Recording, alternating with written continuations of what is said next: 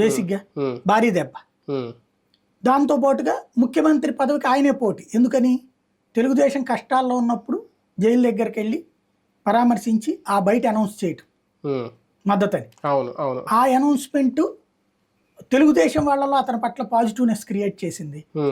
రెండు సామాజిక వర్గాల బలమైనటువంటి ఐక్యతకు పునాది వేసింది.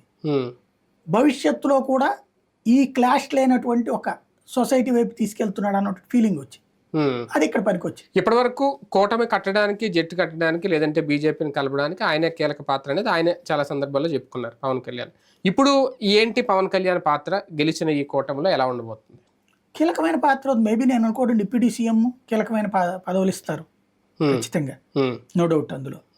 దాంతో పాటుగా మంత్రి పదవులు కూడా ఇలా వస్తాయి. నాదెల్ల మనోహర్కి రావచ్చు, ఇంకెంతమందికి వస్తాయో చూడాలి మంత్రి పదవులు. అంటే అది మెజారిటీని బట్టి కూడా ఉంటుంది, దాంట్లో ఉంటుంది. అంటే పవన్ కళ్యాణ్ ఎవరిని డిసైడ్ చేస్తే వాళ్ళు మంత్రులు అవుతారు, అదేలేండి. అవును, అదొకటి.